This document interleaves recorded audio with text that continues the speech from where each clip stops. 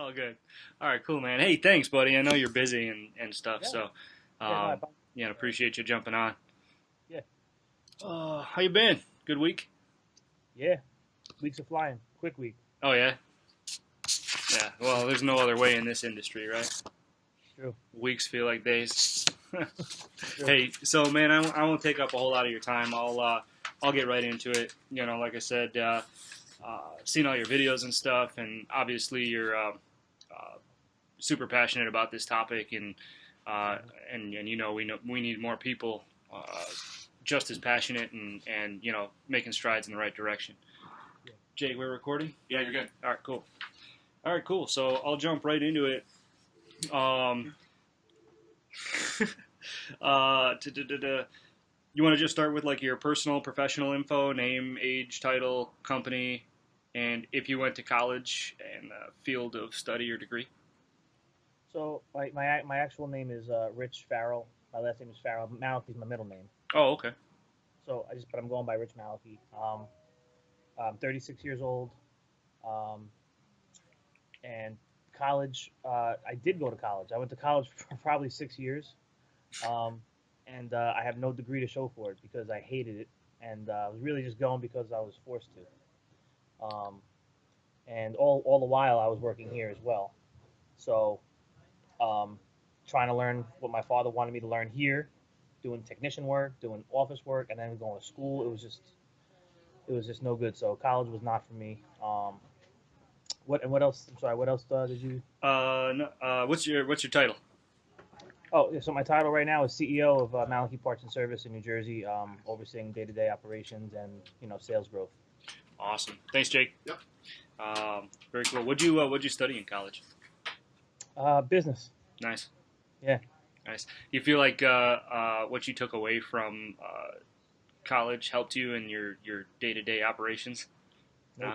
I tell I took people all the and time. I say I know how to add, subtract, multiply, and divide, and that's literally all I use every that's day. it. That's it. I learned it in third grade. I'm still waiting to use algebra. Yeah, I have. right. Trigonometry. Come on. Yeah. All right. Well, I myself have about half semester of one course of college under my belt. Entrepreneurship one. Yeah, told that guy to piss off because it just didn't make any sense. First thing he said the first day of class was, if any of you are thinking of opening a business, you got to make sure that you don't have a passion for it. I said, wait. I said, I thought you just said that we shouldn't have a passion for it. He goes, that's right. I said, all right, I'm about done with this. Thanks. Uh, all right, cool. Uh, so explain to me what trade you work in and like what your average week looks like. Okay, so we're in the commercial cooking, refrigeration, dishwashing, and HVAC trade. Um, my average day. Yours personally, Yeah. or your Yeah. I mean, average so week rather. my average week. So the average week here, it's kind of changed for me since I've kind of went on the journey with this whole media thing. But generally, um, heavily involved in, um, as far as day to day goes, our dispatch board, working with technicians and helping to quote the bigger jobs at this point, handling overseeing key accounts right now, chain accounts really, and large hospitals and stuff like that. So staying in touch with our customers, lots and lots of emails, as you know, lots of fires to put out, overseeing our growth as a whole as a company. I'm kind of in charge of all the inventory that we're handling right now. We're putting a whole new system in right now to handle the inventory, so that's a big project. Um, and just with billings, very very because obviously we have the warrant. Well, we do a lot of warranty, so there's a lot of warranty and billing and different things that I try to stay on top of with everybody here, trying to make sure that we're not losing billable hours and different things that we shouldn't be doing. And so there's just a lot of different operational things as far as honestly, my day's all over the place. Mm-hmm. And Yeah, yeah. I'm in the middle of you know, trying to help schedule because we're so busy. So I'm trying to help schedule calls out by the weeks. So I'm kind of involved in operational stuff and growth stuff. And get home at 6 o'clock, 7 o'clock at night, 8 o'clock at night, depending on what the day is. It's just I'm all over the place. But that's, I mean, you enjoy that, right? That's uh, you strike me as somebody that wouldn't have it any other way, really. And I think that's kind of what I'm trying to portray is that the trades can take you wherever it is that you want to go. Whether you want to be a technician and your passion is just fixing things and going home and coming back the next day and doing the same thing, or you can scale that. You can turn yourself into a business owner. You can work your way up the ladder into management. Working for another company and what would you say that your favorite part of what you do is? If you could pick one thing, like one sector, like marketing or HR or, whatever it is, what's your favorite part and why? Yeah, well, I would say since this whole new media thing has come on, I was never really a salesperson. I was never one to go out and hit the pavement and knock on doors, and I didn't have that thick skin to be able to get thrown out of places like a lot of these sales guys that we have here do. But I would say my favorite part now is kind of being in touch with the key accounts of the people and trying to fulfill needs that they have and kind of be their guy in their back pocket every time they have an issue when they call. My phone is always ringing with key account people. Like with the relationship aspect, then. Relationship, the people aspect, and the um, helping people helping people's businesses on a daily. Yeah, yeah, that's cool. I think that's probably what I'd have to pick too. Is just that it's almost like a personal satisfaction. You're providing a service that people are appreciative for. At least most people, but the key accounts definitely are. Oh yeah, for sure. All right, so tell me a little bit about how and why you entered into the trades. My father. Hmm. Um, Kind of did it all reluctantly. Didn't really mean to be here right now. Honestly, I've been doing this with him probably since early days of high school, making me come here after school and putting inventory on shelves, answering phones, and doing things that again I didn't want to do. And then summers came around, and I was rolling on trucks with technicians, and um, eventually began doing different fry pot change outs and blower motor, doing all kinds of different repairs. And I didn't hate it. It just I just that part of the business on the technician side wasn't fully on for me. But I did it for several years, probably from like 18 to 21, and then um, kind of left the business for a while and did my own thing and bounced around into retail jobs and all kinds of different odd things that I was trying to figure out my way. And then I think I found my way back here around 25, 24, and I kind of just said, I'm going to throw myself into this. I'm not going back to school. I'm not doing any of this other stuff. So um, that's really how I got here. And then all of a sudden, one day, I kind of clicked. I'm like, hey, I know what I'm doing here. I know this business. And I kind of digging it, and kind of threw myself into the operational aspect. I was parts manager, service manager. I've done every job in this place, from billing to sweeping floors to breaking boxes, everything that comes with a warehouse to a service department to everything. So um, yeah, I mean the bottom line was my father pretty much got me here, taught me most everything that I know, even though we bumped heads a lot. Looking back now, do you see that as an advantage, knowing this industry while you were in high school? Yeah, I mean it's a lot of my friends finally they know what I do. But for a long time, they were, I would tell them, they were like, "What? Commercial cook? What are you talking about?" I'm Yeah. like, "Never." They didn't understand for a long time. Now they do. But yeah, I mean, it's just it taught me responsibility. It taught me, you know, you, 18, 19, 20, 21, 20. I'm out on the road. You're on the road. It teaches you how to react with people and interact with people. Getting those customer service skills early on. Um, yeah, I mean, it's there was a routine. Hmm. Got to be up early. We got to be able to get the job done. We got to be willing to stay late. And I had a very set routine, so it taught me that for sure. Right. Right. That makes sense, and that's one of the big things that I preach a lot about too. Is with this book, one of the things that they were asking me, because they're kind of guiding me on what material they want in it and stuff like that. And one of the things they ask is, well, what qualities, um, you know, do you think would be suited? If somebody realizes they have certain qualities in high school, what would be suited for them to go into the trades? And I said, I don't think it's a quality that is suited. I think it's qualities that the trades develop. I think that's that's where the value is found. Is once you enter into the trade, those qualities and those values are what's taught by them. Not really the other way around. Of course, if you're good at working with your hands and if you have a general interest in how things work, blah blah blah. But as far as from a core set of like character values, the trades teach it. That's what I I, feel on that. I agree. I think the only thing that someone that's coming into this trade really needs is the willingness and want to work.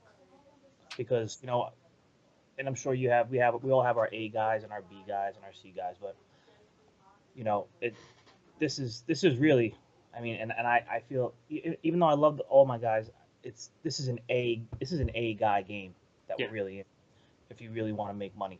Yep. And it's you got to be early morning, late night, be there when I need you, just be there. Not even when I need you. I always tell you, it's not me calling you, it's the customer. Yep. So you got to be there, and so just the willingness and want to work. Yeah. And there's a clear distinction there too. At least I noticed that with some of the guys I bring in, and and a lot of people have their place, but in order to really advance, it's exactly what you said. Be there. If you're not on call, your phone's got to be by you because you don't know. What if the on call guy doesn't answer? What if the on call guy goes somewhere and that tech was there before them? They need answers. Something like that. Those are the little things that I think set people apart as to what makes you successful within the trades is just your willingness to work and willingness to really accept and take the bull by the horns. And that's why I say it's completely up to you, how far you take it. You could the skills and anything that you learn in the trades, you could go any trajectory that you want with it. And that's what I'm trying to get across because, it seems like the perception these days is that kids are just, hey, plumber or electrician or HVAC tech, it's a last resort. I don't want to do that shit. So No, it's so it's mind-boggling to us, but to the kids, it's like they just don't see it. yeah, It's a dirty job. It's been looked down on for so long. Like, look at this freaking guy, freaking walking this blood. Oh, you could say what you want, but that freaking guy's probably making twice as much as your dad. yep, yeah, that's so true. And I think if more people knew that, and even if more people just brought it up, we'd be in a much better position. Like it's not even that like the bashing on the trades is the problem. It's the fact that it's just not talked about ever. Like it's just never brought up. In high schools at least. I don't know. That's weird. So that leads me to my next question. Why do you feel that people should consider the trades as a career option? Well, I guess there's probably a couple things. So obviously, the number one driver for kids today, even when I went to the high school here, the instructor was like that was teaching these kids different things. Because there's a little bit of shop stuff going on in my local high school here with carpentry and stuff, but he said you got to talk money to these kids. That's all they understand. Mm-hmm. So I think, and obviously this is a lucrative business for the right individual. So number one, you want to make a good living. I will put your college 4-year college degree up against my guy that trains for a year and goes on a van. We'll see who's doing better the first year out of training or college, monetarily speaking. On top of that, I think, and you've been in the business, the people that you're going to work with here are just top notch. I've come across all top notch people. You want to be around good, hardworking, positive people. And not to say that maybe other industries don't have that. I don't know, but I just know from going to these different conferences and shows and everything, you're gonna be in the mix with some of the best people that you're ever gonna meet that are willing. When I first started going to these things, they're willing to show you the way, without wanting anything in return. Hey, listen, Rich, come, let me meet you this guy. Let me introduce you to this guy, and see what maybe you guys could do. It's just camaraderie and stuff like that. So it's the biggest little industry kind of thing. We're just. I like that. The biggest little industry. Yeah. Yeah, that's a good way to put it. It's funny. I use the same kind of analogy here in Phoenix. I say it's a big city, but it's a small town. I've never Yeah. made the connection to how you just did. That's cool. Glad I got Yeah. that recorded. Yeah. And uh, I mean, I don't know what else would be so great about this industry.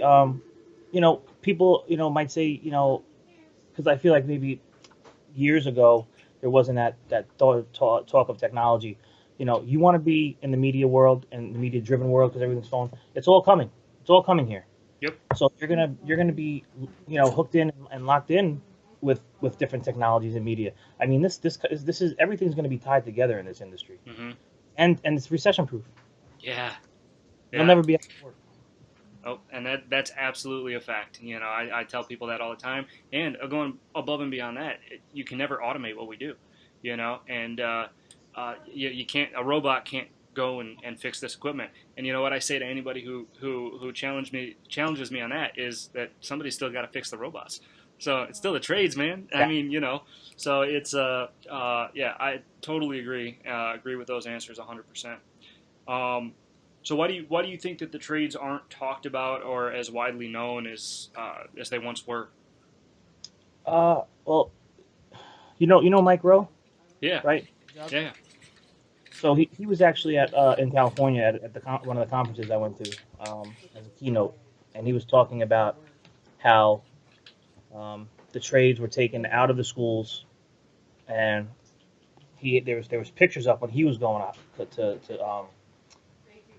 when he was in high school of a guy on one side of the poster was like dressed to a T, briefcase, and then they had this guy that was like in like a jumpsuit kind of tradie looking guy, just looking all dirty and dingy and like they were like basically saying, who do you want to be?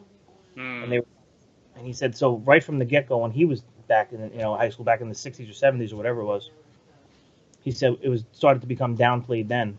He said that if you don't go to college, it's been beat into us by society, the government, the colleges because it's a business. yeah, of course. College is a business, and so I think that um, why would anyone want to promote that as far as a business wise? Because college is multi billions of dollars all across the country.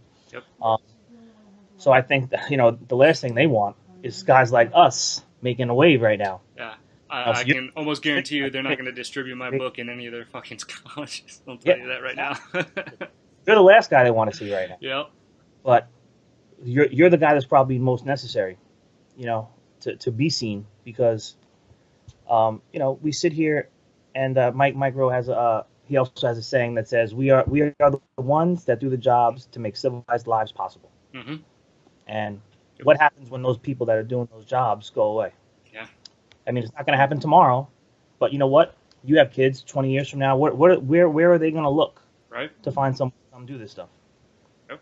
I mean, you're talking about automobiles, buildings, plumbing. You're talking about everything that we utilize every single day just to function as human beings in the world that we know it. And people completely they look right past it. It's like they see everything as ideas and not ideas that were built, and that's the key is that I think everybody just wants to have those ideas and not put in the effort to build it. And I, for one, yeah, I do.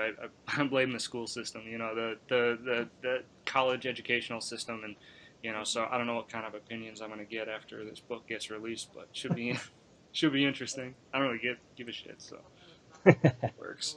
Um, what do you know about the trades now that you didn't know in high school? And it's going to be probably a little different for you because you said you kind of grew up in it. But is there anything that you know now that you didn't know then? Hmm. What do I know now? What do I know now about the trades that I didn't know back then? Yeah, like I think about it. Like you said, you were kind of resistant to it. When you were in high school, why were you resistant to it, and how has your perception changed? Now. I was probably one of the reasons I was resistant to it is because I just when I was looking at this equipment, my father was like, "Yeah, with fryers and stuff." I just didn't care. I didn't care how this worked or why this did this. I'm like, this doesn't excite me. Like, I don't care. Hmm. Then again, I was someone that nothing was exciting me at that time in life. I didn't know what I wanted to do, Yeah. and so I would say that, geez, it's tough, man. That's a good question. It's a tough one. Try to make them hard. What do I know, man? Did You you know, know? Did you know how lucrative it could be in high school? Like, did you know what the techs made? that's a good point. No, I wasn't thinking in that sense. About the monetary standpoint of it. Mm. I just wasn't thinking of it. I was a strange kid, I think. I don't know, but I yeah, from the money aspect, no, I was not thinking what these guys were making or what they were doing. I just saw that they were working in, you know, shitty kitchens and shitty environments, and I'm like, I don't want to freaking do this. Mm-hmm. But as time did go on, I would say respect for what these guys are doing is something Yeah. that I've gained over the even the last 5 years, just really being in the trenches with them. Um, the respect level for what they do, it's not what I want to do. It's not it's not. I wouldn't be as good as what they do than as they are. Yeah. And there's respect. Like, thank you for coming in every day, working hard. So the respect level is something that I've definitely gained over the years. Yeah, no, that makes sense. I think that's a great answer, and one that I've come to realize too. You know, we didn't always do HVAC refrigeration. We just started doing that about three years ago, Hmm. and you know, so I mean, I would go up on the rooftops and stuff, and you know, when I was in the field and work on the exhaust hoods, that's about it. You know, and so I didn't spend a whole lot of time up there. But now doing what we do, I mean, especially in Arizona, you know, Hot. this summer the guys were registering 150 degrees on the rooftop, you know, and they Yeah. spend like 12 hours up there. You know, sometimes I mean they pitch tents and you know bring their fans up and everything, and I mean, no human is supposed to be able to sustain that type of environment, you know. So the respect level is definitely off the charts, and I think that's an awesome answer. Um, All right. So, knowing what you know now, what's the one thing that you would tell anyone if they were questioning whether or not a college career was the right option for them? So, if they're on the fence, if they're like in high school and they're like, I don't know, should I go to college? Should I not go to college? My parents and my teachers are telling me that, you know, even if I don't know what to do, I can still take the core classes and blah, blah, blah. You know, what would you say to that kid? Well, I mean, when I do talk to these guys, even when I was at the high school doing this thing, there was, I was asking some of them were going to college. Yeah, I'm gonna go to college. They didn't know why. Mm-hmm. It's just Yeah. what you do after high school. And um, I, I would say it's on an individual basis. I don't want to bash college because if you're going to be a doctor or you're going to be a lawyer, I mean, yeah, Yep. you got to go to college. I mean, I don't want someone that doesn't know what the hell's going on without a degree, on their wall that they've been through all the rigorous testings and different things. I watched a bunch of YouTube videos. I can cut this guy open. Don't worry about Yeah, yeah, I'm gonna do you need knee surgery? Yeah, no problem. Come, it. Right. oh. But I would say you gotta weigh your options real good and say to yourself, do I want to get paid to learn and Mm-hmm. train for something, or do I want to pay to learn something and then have nothing to show for it after? Because there's no guarantee for anything when you come out of college. No. You find a company like yours and like mine, and you go full speed ahead with it. I'm going to pay. We're going to pay you to learn. We're going to Yep. send you to training classes all across the country. We're going to train you in here in house, on the road, all over the place. You're going to come out of the gate with money in your pocket, and you're going to come out of the gate with a decent salary that you can grow exponentially over 5 years. Yep. Yep. So I would Absolutely. say look at it from, if you want to make money and you want to make money, because everyone is in the I want fast, fast, fast, fast. I want it now. Mm-hmm. There's probably no way to make money faster than in the trade Yeah. if you go full speed ahead. Yep. I happen to agree with that 100%. You know, I read an interesting statistic from I think it was Harvard Business Journal. 32%. I think it was like 32% of college graduates um, enter into their field of study directly after college. 32%. Another 35% uh, enter into a job uh, by the time they're 25, I think it was. And then the remaining percentage, 32% or whatever the rest is by the time they're 30 or by the time they're 29, something like that.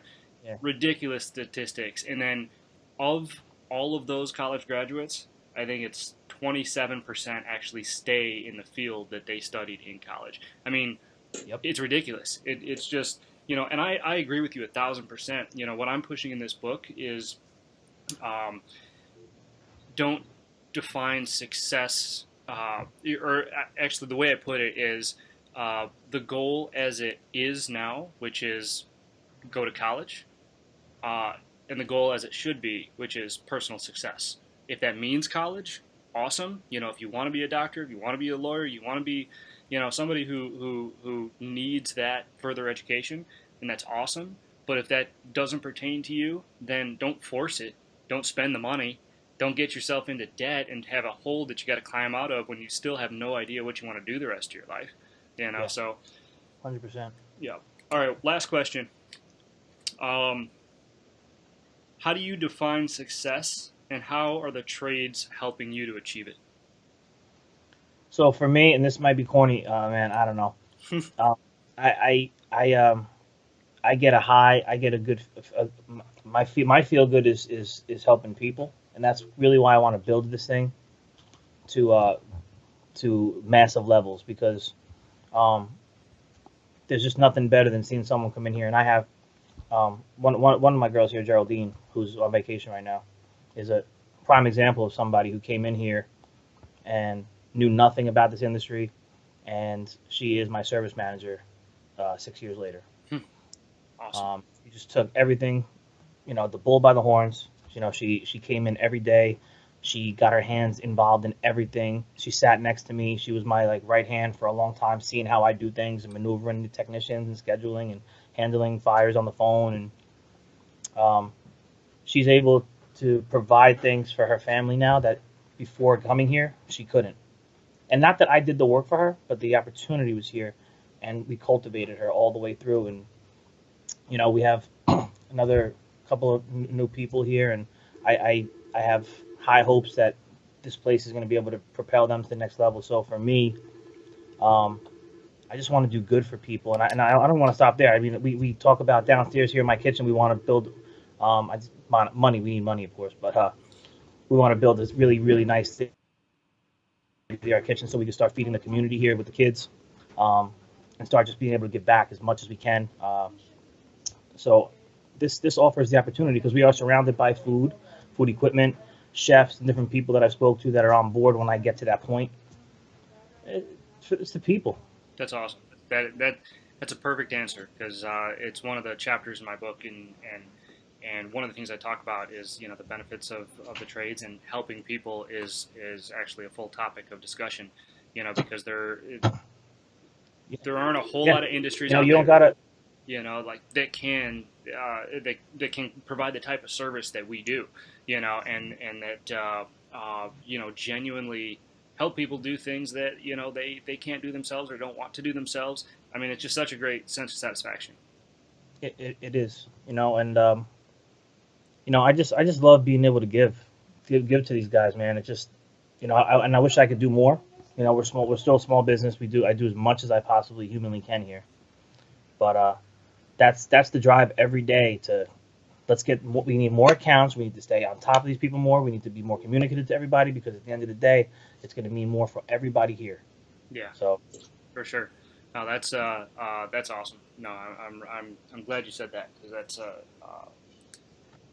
be really. this is of all businesses out there, this really is a people business. Mm-hmm. I mean, the equipment is, obviously the what we sell the time to fix the equipment, but at the end of the day, it's the people. It's the people that work here. It's the people that you're talking to on a daily basis. It's the relationship you build that can get you from here to here. It's that old saying, it's not what you know, it's who you know. I mean, it really rings true big time here in this business. So it's very much relationship based, and that shines through, definitely. Yeah. Cool, man. Yeah, that's pretty much all I got in the way of interview questions. So should be fun. Should be fun to see. Speaking about communication and stuff, we just piloted that XOI that I was telling you about. I think I shot you over Aaron's information. Is that the glasses? Yeah. I just, you know what's funny? And I know you mentioned it to me because I went to speak with this Bashir from Service Channel. I don't know if you know Yeah. him. Yeah. Yeah. So I ended up meeting with him in the city, and we were talking about how I was co-chairing the Cefesa thing, and they were using Google Glass and everything, and I had brought up to you. I said, I was speaking to this guy Josh. I don't know if you know him, blah blah. I said he mentioned something about XO something, and he knows the guy too. Yeah. So he just put me in touch with him because I Did you? want to bring him to Cefesa.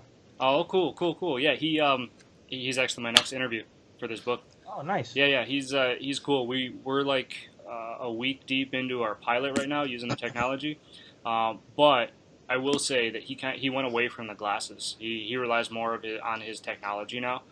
Because the wearables that he had just weren't. So I guess he had two versions. He had one that was for iPhone, and it connected with GoPro, and so they had like a hat clip. So the wearables was actually the GoPro on like the brim of a hat, Okay. which was cool. But then I guess GoPro laid off like 20% of their staff or something like that, and part of that was the development team. So they had no support, for GoPro on that end, so they had to shut that down. So then they had the glasses for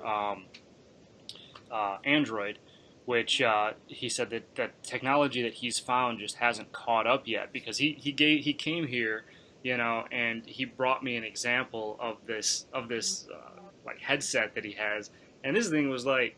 I mean, you think what I'm wearing now is like this thing was huge, and I was like, oh man. And he goes, yeah. He said it's still around. I mean, we can still do it, but we're waiting until it gets a little bit cheaper and a little bit more efficient, on your face before we push it a whole lot. So I'm utilizing the other aspects of their technology, which is really cool. I'm getting some awesome feedback from customers, from techs. I'll shoot you over a couple of the videos because it integrates with the software that we're using now, and Okay. it's really it's wild because it'll transcribe everything that everybody says in the video if you want it to, and then Mhm. it's natural language processing. It's not like Google Voice, so it will translate everything into a raw format, and then it will go offsite. I don't know if it's offshore or what, but then somebody actually reviews it, puts in the proper punctuation, and all that, so you don't get Right. the same shit you get with Google Voice where somebody's got the radio on in the background, Looking Um, all this up, yeah. yeah, so that part of it's cool, and then it provides a link where you can immediately share that to the customer or put it on your receipt or share it with another tech, and then the data plate thing is cool too. It's I don't know if it's natural language processing or character recognition of some kind. It's the same technology you use to like mobily deposit checks, but you take a Okay. picture of the serial number and then it transcribes it, model, serial, manufacturer. Yeah, it's really really wild, and then it logs it, tags it, so you can always search any workflow that you did by any serial number, model number, customer name. It's pretty sweet so far. Okay, yeah, because I feel like I'm letting my co-chairman down there because I'm well, not that my other guy's working on anything, but I need to bring something to the table here. Yeah, talk to Aaron, man. He's a good dude, and he'll help you out. I mean, he'll hook you up. He might even come out and speak with you if he's got the time. But yeah, I he's think I'm he's supposed cool. to talk to him next week. I think so. Oh, cool, cool, cool. Yeah, tell him I said hello. Yeah. And then what else was it? Oh, the other cool feature was that you can. It's got a live feed, so um, it comes with a service where like you can remotely control one of your technicians' phones. So if they have a camera on something, you can see that from the office, which is what I'm looking forward to when we start expanding out of state. Because they'll have their camera on something, you can see it on their desktop, and then you can actually freeze frame it, draw on it, so you can circle, like if they got their camera on a board and you need to circle a relay, you circle it and they can see that on their phone, and you can say, hey, no, it's this relay here you got to look at, and that part of the communication was really neat. It's still it's not perfect, but it definitely works. So I'm excited to get a little bit deeper into it. Yeah, yeah. I'm excited to hear about it because, like I said, I got to do something here with the trends committee. I feel like this is the best way to do it to bring some kind of a technology, like this to Sofesa because I don't a lot of companies I don't think are very, you know, technology savvy as far as especially the older companies and Nah, you they're know like service channel. They're like, what? Yeah, yeah. So no, that's cool, man. Hey, I won't take up any more of your time. I know that I appreciate you talking to me and stuff. And once we get closer to the release, I'll shoot you over a copy of the book, and then I'll promote it for you too on my channel. So we'll talk about maybe doing something like that. all right, cool, man. Yeah, I appreciate it. And like I said, they want to get it into a lot of the school systems, and frankly, I don't have time to go to the East Coast, so I'll just give them your number. Oh, But yeah, if you're open to it, man, I'm sure they'll be asking because they said pretty bluntly that hey, this is one of the goals of this book is to bring this awareness, and the way to do that is to go talk to these people. well, So. I'll tell you, my first thought was, I want to start doing more keynotes or Mhm. presentations in the schools. So once this is out, this might be one of those things where at the end of every class, I could be like, and the number one thing maybe you guys want to do outside of this is go check this book out Yeah. from an industry that knows exactly what I'm talking about. This might be able to portray some other things, so I could always promote the book that way too. Cool, man. I appreciate it. And, Yeah, anything that I can do for you too, let me know. yeah, Yeah. absolutely, We'll continue to collab. So definitely. Oh cool, yeah, man. Well, I'll let you go, dude. It's Friday. I'm sure we're wrapping up the week, but yeah, appreciate your time, man, and man. stay cool. Have a good weekend. All right. You too, brother. Have a good one. All right. Later. Bye.